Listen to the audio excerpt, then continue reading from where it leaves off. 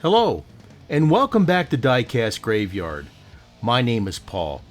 We've got a really fun build today. We're going to build a 1969 Camaro pace car. Now, the original pace car was a convertible, and they were beautiful. But I'm not a ragtop kind of guy, so I decided to use the Hot Wheels hardtop for this project. Now, we got a lot of fun here with this build, and it's going to be great.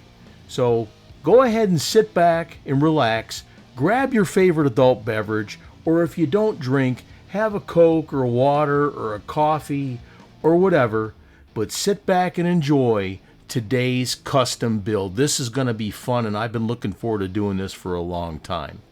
Let's go ahead and get started with today's build.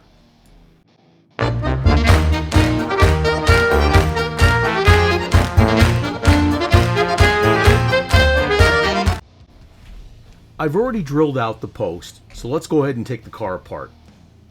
It's got two posts on it, one in the front and one in the back, as you see here. I've already filed them down and I'm going to get ready to drill them out. But I love the 69 Camaro. It's one of my favorite cars. Here's the interior. That looks pretty good. Now the windshield is a little bit scratched, but we'll fix that up. And I don't like the plastic wheels, obviously, but we got something special planned for those. Let's go ahead and put this in the embalming fluid, aka citrus strip. This is a pretty good product. Now, they did change the formula on this because it was a requirement from the government. Oh, and dropped it back in. I got to knock it all down again.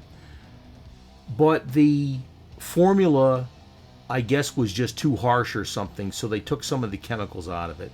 It doesn't work as fast as it used to, but it still works good if you let it sit.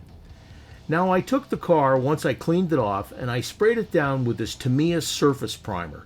And I use the white primer because that's the basic color of the car. Now, when you're going to put the decals on the car, I normally recommend that you use a gloss surface white or any other surface that you're going to be applying decals to. So that way there, because the primer surface is a little bit rough and it's hard to move the decal even if it's wet. If it's a smooth surface, it'll move really good for you. And there's today's tip from your Uncle Paulie.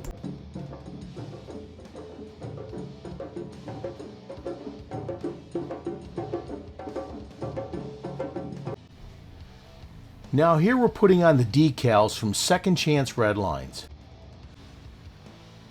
Vince Scott from Second Chance Redlines makes an excellent product. Now here I'm also using the micro set. Now all the time I get questions, what's the difference between micro set and micro sol? Micro set is used to help you put the decal in place, and it also helps the decal adhere better to your surface. Once it dries out, micro sol is used to soften the decal to go into complex curves like door jambs and places like that where you want the decal to settle in place. Think of it as micro set helps you set the decal, and micro sol is a solvent, and that's what helps it form into the crevices of the car. And it's a really great product, and I recommend it highly. Now, we've got the stripes on here, we got the ones on the hood, and we're going to go back in with the micro sol and smooth that out so it fits around the raised hood portion of the car. We got the ones on the roof, and they're fitting really good, so we're not going to have to use the solvent too much here.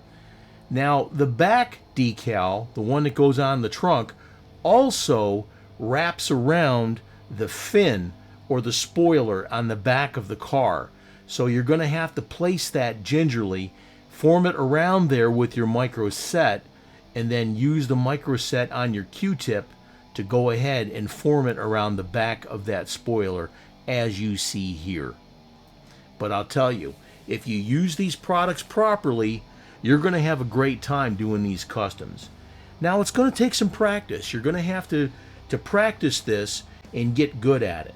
Now, there is a video that I have out called How to Apply Decals, and check it out. Here I used a razor knife to trim the decals once they were in place. But again, you've got to have a really nice sharp blade and take your time if you're going to cut these decals, because you can rip them really easy.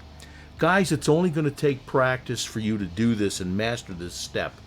But also, order more than one set of decals, because if you screw it up, then you're going to have to wait for the decals anyways to come back in the mail so you can finish the project. But if you have a second set of decals or whatever, then later on, if you want to make another car, you've already got your set of decals, so it's a win-win. Here I'm placing the decals on the sides. Now on the side here, back by the passenger seat behind it, there are some vents in the car. Now there are printed silver vents on the decals too, and you've got to place them properly to make sure that they cover the vents. This is a little bit of a tedious step, but again, on your part, it's only going to take practice.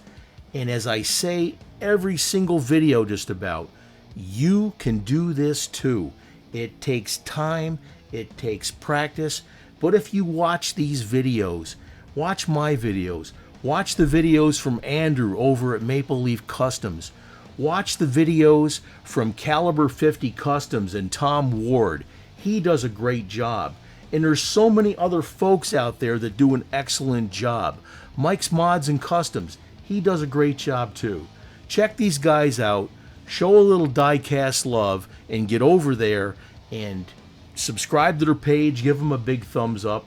And I also want to give a shout out to my buddy Gary Shorter. When it comes to making cars, especially race cars and NASCARs, this guy is a race car guru, all right? So check out Gary Shorter at Shorter's Diecast and check out his videos.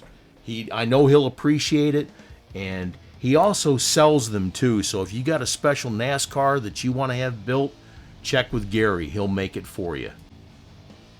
I also use a dry Q-tip to blot out the extra water or squeegee out the extra water or the solution that you're using.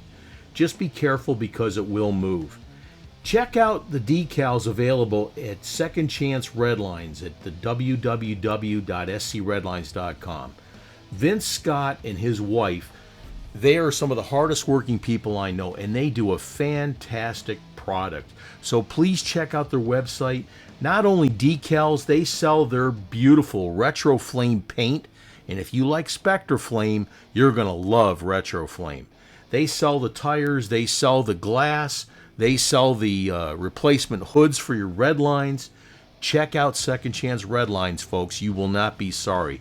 Second Chance Redlines, but I'll tell you what, they're second to none. So check them out. Look how nice this laid out. Now eventually on the hood, I'm going to go back in, like I said, with the microsaw, and I'm going to smooth it out. Now it's time to do the wheel swap. And we're going to replace these wheels on the car, these plastic wheels that I absolutely hate. And we're going to replace them with these beautiful wheels from Sam Ed Wheels. Check out everything that Sam Ed Wheels has to offer at www.samedwheels.com. They have a great product and they've got a whole array of products. So check out everything that they have to offer. And they're here in North America, so you can be guaranteed that you'll be getting your order quickly. Let's go ahead and pull these wheels out of the base. I'm going to use my screwdriver here to widen the area where the axle goes. And then we're going to put that bad boy in there. Now, if you really want to, you can take a little dab of super glue to hold the wheels in place. A lot of times it's not necessary because the interior of the car holds the wheels in place and the axles in place, and it rolls nice and free. But if you want to just hold them down and make sure that it's not going to rub against the fender wells, etc., then go ahead and put that little dab of super glue. Don't forget to hit that subscribe button and click on that little bell to be alerted to any future videos that come out. And you know the best part about that, folks? You're already here watching the video. If I got something new coming out, it's free. And it doesn't hurt anything, so go ahead and click on that subscribe button. Now the axle was a little bit too long on this, so what we're going to do is we're going to trim off a little bit here that I checked out when I had the wheels attached to the base. And we're going to use the fence pliers here to pinch the end so the wheels will not come off the axle. You can find these fence pliers at anywhere like Harbor Freight or Lowe's or Home Depot, or you can even find them on Amazon. Now, this is just one way of doing it. There are many ways available, but this here I found out was pretty much the cheapest and most convenient way for you to do it. Okay, we got it clipped and snipped. Let's go ahead and put it back in, and it fits perfectly. Look at that. It's like I almost know what I'm doing. A lot of luck there too. Back wheels fit good. Here's the interior, and that holds the axles down. That's nice.